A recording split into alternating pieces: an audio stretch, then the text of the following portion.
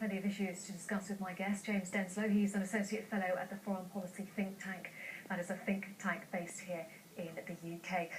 James, it does feel like things are building up, something of a head of steam. There's certainly some momentum going on with the current conflict in Syria, and it's all happening ahead of the G8, which gets underway on Monday. How do you assess the current situation, looking at everything?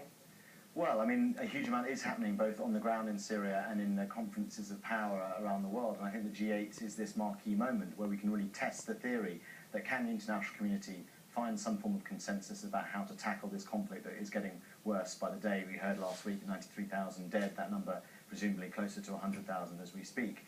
I think that on the ground, Aleppo, Syria's largest city, is now in danger of finding itself under regime attack following the victory in Qusair. So the regime is emboldened, it feels it's on the front foot, the opposition is weaker than ever and is retreating. And of course in Western capitals we have this debate as to whether or not they should be armed. That's led, I think, more about leverage into these debates with the Russians. And the Russians, on the other hand, quite happy to support a diplomatic effort around creating a process by which the two sides can be put in the same room, but don't have any real faith in the Western leadership beyond what their real intentions towards Syria are. So I think it's a critical week in which after we'll see whether what's going to go on in Syria is just going to simply descend further or whether there is a way out. It was interesting, wasn't it, that President Obama has chosen this time now to make the first steps towards any sort of intervention in Syria. The US very reluctant to get involved. And I'm almost wondering whether in fact Obama regrets his red line speech, the famous speech that we all keep trotting out, where he said that the use of chemical weapons would be a red line that would have to be crossed. You almost get the sense there's been a reluctance, even though the use of chemical weapons as far as the US, France and the UK are concerned have been used in Syria. Exactly. I think Obama is incredibly reluctant to get drawn into Middle Eastern conflicts. He's the president who extracted the Americans from Iraq, and he doesn't want to go into another far more complex conflict in Syria. But I do think that he's backed off from the red lines in the past, but the decision over the last week to admit that the red lines have been crossed and to say there's convincing proof that the Americans have of these chemical weapons being used, I think is very significant. And I think that the fact that the administration in Washington has trailed its decision to arm the rebels, albeit with small arms, before the G8, and remember Obama is this leading from behind multilateralist, so he's going to talk to the French, he's going to talk to the Brits about what they're going to do next, and hopefully, of course,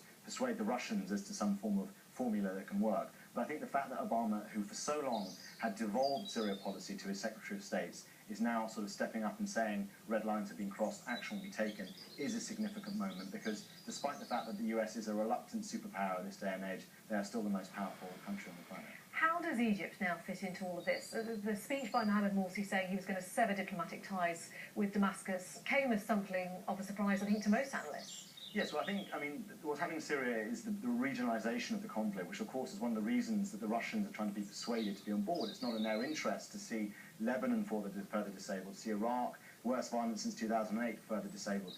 What's going on in Jordan, the Americans are leaving troops there following military exercises. This is a far bigger threat for the Russians than sticking to Assad for the hell of it. And the fact that the Egyptians now have made this very symbolic move. I mean, Egypt is the biggest single Arab country on the planet. It's the beating heart of Arabism, as the narrative goes.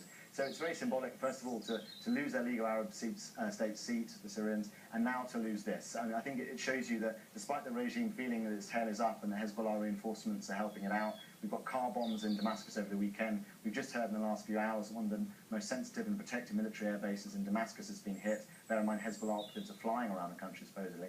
I think this is sort of trying to burst that balloon, really. So tension and a great deal of pressure on those G8 leaders meeting in Northern Ireland from Monday. And just to add into the mix all of that, there's an exclusive report out in one of the British newspapers, going to be out in a couple of hours' time on Monday, saying that when the last G20 summit meetings were held in London back in 2009, that somehow or other the surveillance headquarters here in the UK, it's called GCHQ, was involved in effect, essentially spying on those who were taking part, whether it be the political leaders or indeed their aides, their officials. They were involved in spying on their emails. I mean, I wouldn't like to be the British officials trying to explain exactly what went on when these leaders sit around the table in Northern Ireland. Yes, they'll challenge their kind of notion as being the best hosts, although I think I expect all major powers kind of are aware of each other spying on themselves. I think perhaps the extent and the certain tactics and the degree of tactics used will shock them. Of course, these are leaks from the National Security Agency reflecting on the British and American position, so we don't really know what exactly the Russians and the Chinese have been up to in the past. But yes, maybe some diplomatic feathers will be ruffled by this. And of course, it does make it harder for Cameron, who's trying to build this international consensus, has been warming up Putin today in advance of the Obama discussions, in advance of the G8 discussions. And I think having this is a kind of embarrassing and slightly awkward news story to break at this time. James Denselow, thanks very much indeed. And of course, full coverage of the G8 here on Al Jazeera.